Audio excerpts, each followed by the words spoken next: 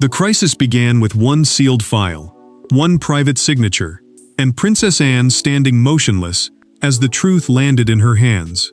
What she discovered was not a misunderstanding, not a harmless exchange, and not another palace rumor. It was a secret deal between Meghan and Camilla that threatened the balance of trust inside the monarchy, and left Windsor facing a crisis no one could contain. Before we go deeper into what this really means for the royal family, make sure to subscribe so you don't miss a single update. Anne did not speak when the palace trustee placed the folder before her. She simply looked at the seal, then at the name written across the covering note, and something in her expression changed.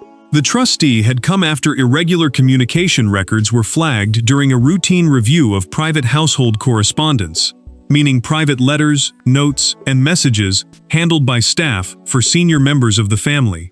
That mattered because such records are not casual gossip. They reveal who spoke, who approved, who hid, and who believed they could move around the crown without being seen. Anne opened the file and found the central truth written in plain language. Meghan had privately secured Camilla's support for future palace access, ceremonial visibility, and influence over selected royal family narratives. Camilla's name appeared beside Meghan's not as a distant reference, but as part of a working arrangement. Anne read the wording again, slower this time. The document was not asking for kindness, it was building a path, and the path led straight through royal authority. Charles received the file later and lowered himself into a chair without speaking. The king understood why the discovery mattered. If Meghan could gain influence through Camilla, then William's future role could be weakened before he even reached the throne. The phrase, "managed re-entry," sat inside the agreement like a hidden fuse. It suggested a carefully staged return to public royal visibility, not through open family healing, but through private planning. Charles looked at the line once, then again, and the silence around him became unbearable. Anne found the detail that cut deepest. The agreement appeared to bypass William entirely, as if the future king's authority could be worked around by careful timing and private support. That was not merely personal. It was structural. A ceremonial role means a public royal duty at major events, and access to that visibility can shape how the monarchy is seen. Anne knew Meghan understood that. She knew Camilla understood it too, and that made the betrayal colder. Anne closed the file at last and placed it flat on the table. Her voice stayed calm, but the room felt different when she asked for William to be brought in immediately. This discovery was no longer private, but before Anne could confront Camilla, the palace had to face the people whose lives were now caught inside the deal. Every royal crisis has documents, whispers, and locked rooms, but this one had faces. Anne saw duty being tested. William saw authority being challenged. Charles saw his marriage colliding with the crown. Camilla saw a private arrangement turning into a public threat. And Meghan, far from the palace walls, suddenly became the name that changed the temperature of every room. Anne understood, before anyone said it aloud, that this was no longer just about a file. It was about who inside the family still believed rules mattered when emotion, ambition, and old wounds came pressing against them. For years, she had carried the reputation of being the monarchy's internal guardian, the one person who could step into chaos and cut through it with discipline. That mattered because palace order does not survive on crowns alone. It survives on trust, restraint, and the quiet certainty that private deals cannot rewrite public duty. William read the agreement without raising his voice. That was what made the moment so heavy. The prince stood with the file in front of him, his hand gripping the edge of the table, as if he needed something solid to hold on to. He saw Meghan's name. He saw Camilla's support. He saw words that reached into the future of his reign without his knowledge. And the wound was not loud. It was colder than anger. It was the feeling of being bypassed in a house he was born to protect. Charles felt the damage before Camilla even entered. The king had spent his life learning that monarchy demands sacrifice. But this was different, because the sacrifice now sat inside his own marriage. When Camilla came into the room, Charles avoided her eyes. That small refusal spoke louder than any accusation. He wanted to shield his wife, yet he knew the crown could not be bent around her private choices. Camilla sensed it too. The queen consort had expected discomfort, perhaps even anger, but not that painful distance from the man who had always defended her. Anne turned the page again and found the part that sharpened the crisis. The agreement showed Camilla offering Meghan a form of indirect palace influence in exchange for controlled silence on certain family disputes. It was not simply a promise of kindness or a gesture of peace. It was a bargain. And beside one paragraph, a handwritten notation suggested someone had already feared Anne's reaction. Someone had expected her to oppose it if she ever discovered the truth. William looked from the note to his father, then toward Camilla, and the room seemed to tighten around his next words. He did not ask why. He asked the question that mattered more. Who knew before Anne found this? That question opened the door to the hidden backstory, and to the one ceremony that made the secret deal possible. The secret did not appear overnight. It was born from a single moment everyone dismissed at the time, a ceremony where smiles were controlled, seating was deliberate, and one brief exchange near a side corridor became the spark for everything that followed. Anne would later understand that the crisis began long before the file reached her hands. That memory returned with brutal clarity when William's question still hung in the air. Who knew before Anne found this? It was not just a demand. It was a door opening backward into the past, toward the Windsor Thanksgiving reception, the evening that had looked polished on the surface, but carried a hidden fracture underneath. The reception was a formal royal gathering, a carefully arranged event where family members, guests, and officials moved through greetings in a strict order. That mattered, because every conversation, every seating choice, and every small absence could signal power. Camilla had left the formal receiving line after the main greetings ended. Meghan followed minutes later, and near the green drawing room, the two women held a private 7-minute conversation with no senior family member present. The green drawing room is one of Windsor's formal reception rooms, often used for controlled palace meetings and ceremonial gatherings, so even a brief private exchange near it carried weight. At the time, it seemed like nothing more than a tense but controlled interaction. Later, Anne would see it differently. She would see it as the first quiet move in a much larger arrangement. Sophie noticed the change before anyone else admitted it. Camilla returned from the corridor unsettled but composed, her face arranged into calmness too quickly. Meghan left with a restrained smile, not triumphant, not warm, but certain. Sophie said nothing then, yet the trusted confidant remembered the feeling. Something had shifted. Something had been offered or accepted, and the silence around it felt too careful to be accidental. Anne remembered that reception for another reason. William had been excluded from one informal discussion that evening, and the prince had remained distant during the final toast. He did not create a scene. He did not challenge anyone in public, but his restraint carried pain, because the future king could feel when decisions were circling him without coming through him. That exclusion now looked less like poor judgment and more like a warning no one understood in time. A palace aide later confirmed through a documented internal account that the corridor conversation was not logged in the usual private movement notes, the records used to track sensitive movements during formal events. That omission made the whole exchange feel intentional. Within days, the first draft of the agreement appeared. Anne connected the reception to the file, and her conclusion was cold and final. Camilla's explanation would not be enough. Only a confrontation would expose the truth. And when Anne finally stepped into the same room as Camilla, the palace stopped pretending this could be handled quietly. The confrontation did not begin with shouting. It began with a door closing, a file placed carefully on polished wood, and Princess Anne standing across from Camilla with the cold patience of someone who had already decided the truth mattered more than comfort. In that room, friendship, marriage, rank, and reputation became meaningless beside one question: why was this done? Anne had requested the meeting herself, and that alone told the palace how serious the crisis had become. She did not ask for advisors. She did not allow secretaries. She chose a Windsor sitting room where no one could soften the words or hide behind procedure. A sitting room, in royal terms, is a private chamber used for personal meetings rather than formal ceremonies. And that mattered because Anne wanted no theater, no shield, and no carefully managed audience. She wanted Camilla to answer as a person before the crown judged her as a royal figure. Charles remained outside at first, and the king knew the silence beyond that door could decide everything. He understood that Anne's confrontation with Camilla might keep the crisis contained, or it might tear it open beyond repair. The monarch had spent years defending the queen consort against storms from the outside, but this storm had come from within. Charles could protect his wife from criticism. He could not protect her from a document that carried her own name. Anne opened the file and turned it toward Camilla without raising her voice. That restraint made the moment sharper. The queen consort looked down at the agreement, and the words seemed to corner her before Anne did. Meghan's name sat there beside promises of access, visibility, and influence.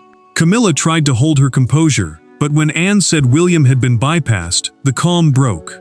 For the first time, she looked less defiant than afraid. Camilla insisted the arrangement had been meant to stabilize tensions. She claimed it was an attempt to prevent more public damage, to keep Meghan quiet on family disputes, to reduce the pressure on Charles and the crown. Anne did not accept it.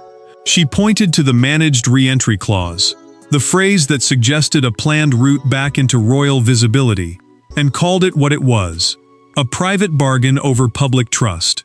That mattered, because palace access is not a personal favor. It shapes public belief, royal authority, and the future balance of the family. Anne then revealed the part Camilla had not expected. Trustee records contained additional message references, meaning this agreement might not be the only hidden exchange. Camilla went still. Charles entered at last, but Anne did not move aside. She looked at the king and told him the crown must now decide who controls the response. That demand forced the palace to confront the power structure beneath the crisis, and exposed who still had the authority to stop it. Power inside the monarchy is rarely announced. It is revealed in who receives the file, who signs the order, who is asked to leave the room, and who remains standing when everyone else sits down. After Anne confronted Camilla, the crisis shifted from personal betrayal to constitutional pressure, and William became the figure no one could ignore. Charles knew every person in that restricted meeting understood the weight of what had just changed. The response had moved beyond private hurt and into a controlled council of the king, William, Anne, and senior trustees. A restricted council means a small group allowed to handle sensitive royal decisions before they reach the wider household. And that mattered, because Camilla was no longer inside the first circle of trust. She had been part of the problem now being examined. She could not be allowed to shape the first answer. William sat with the file near him, but he did not touch it again. The prince already knew what the pages contained. What mattered now was what the crown would do with them. His position carried heavy meaning because the agreement reached into future royal strategy, public visibility, and family access tied to his eventual reign. Meghan had not just been promised a softer path. Camilla had helped build a route that seemed to move around the future king, and that made the betrayal larger than family pain.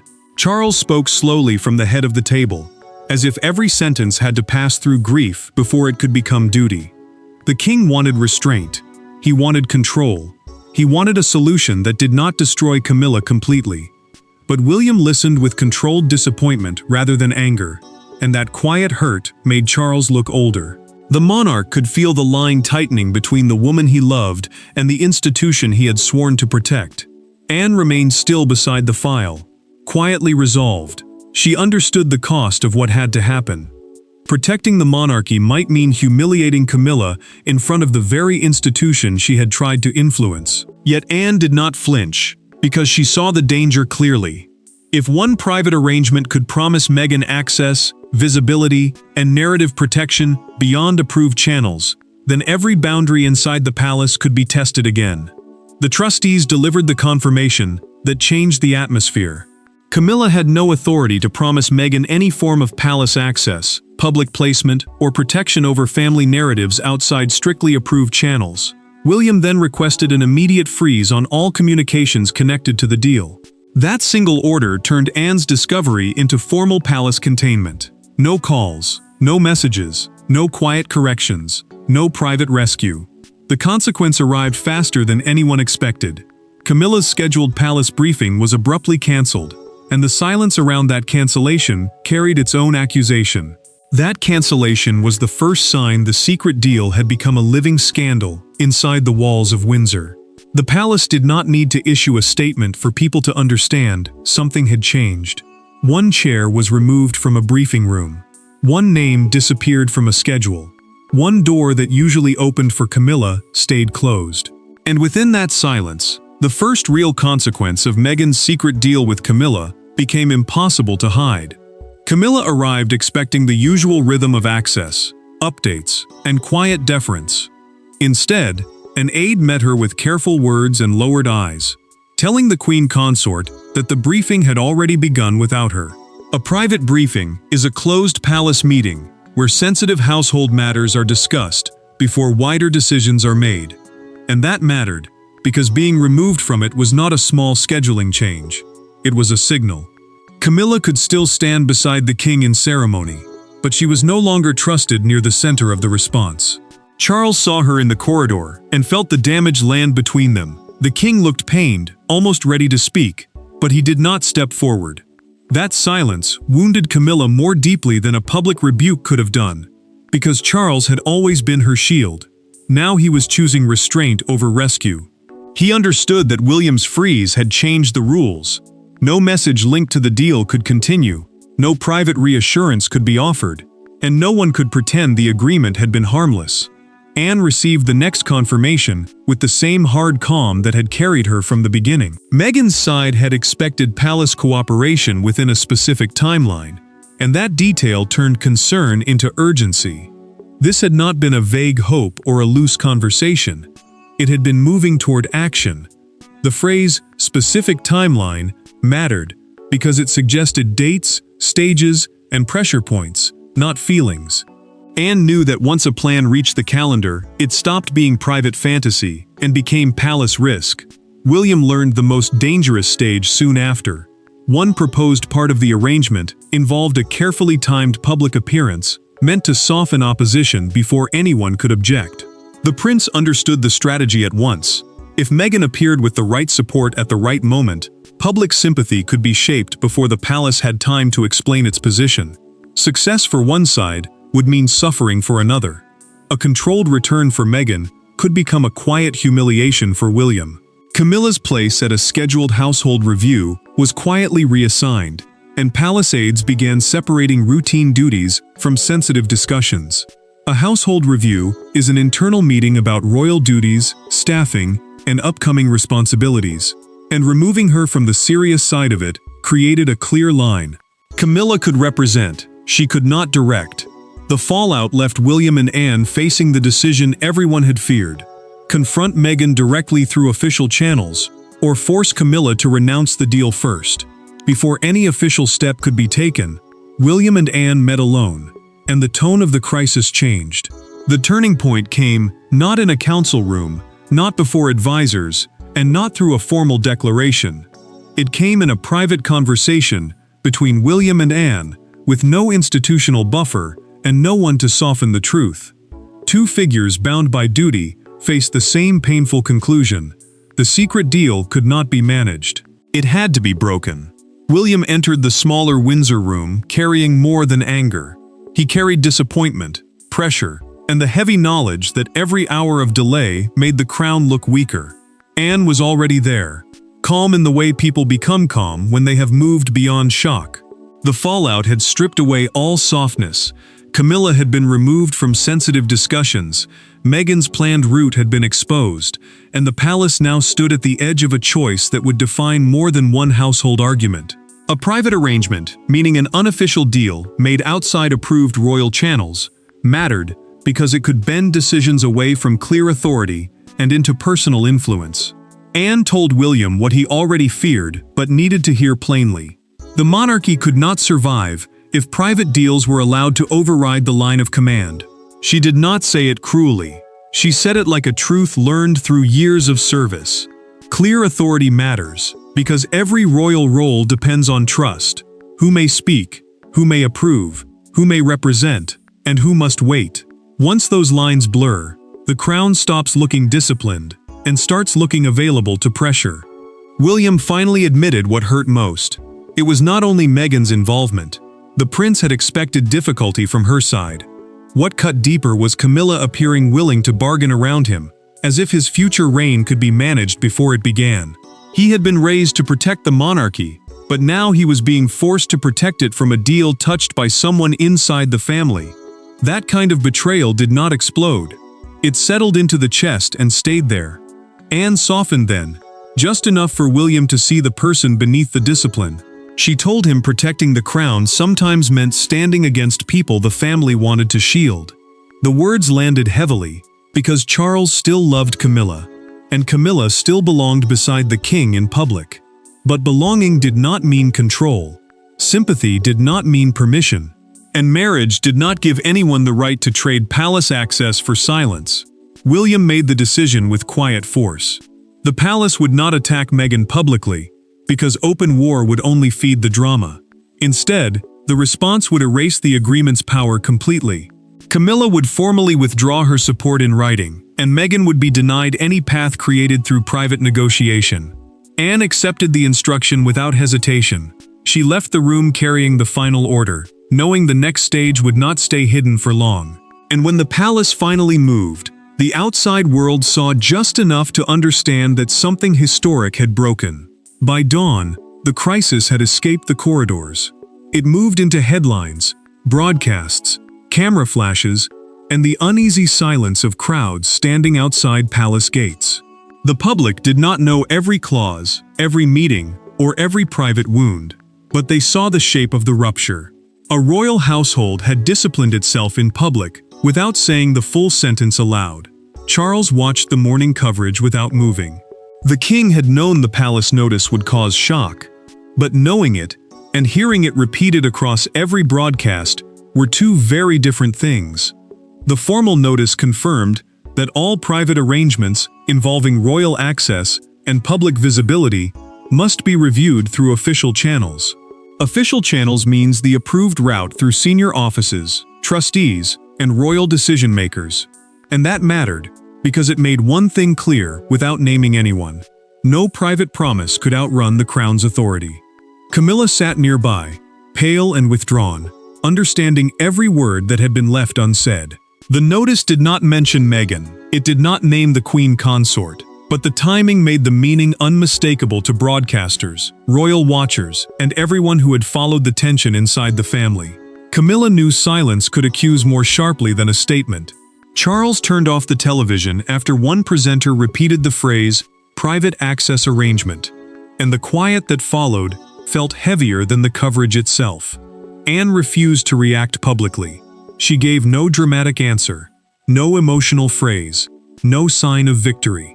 Yet a courtier later remembered the moment her expression softened when the first serious analysis defended William's authority. The prince had been placed at the center of the story, not as an angry son, but as the figure whose future role had nearly been worked around. That mattered, because public trust does not only depend on popularity, it depends on whether people believe the next king can protect the line before it is weakened.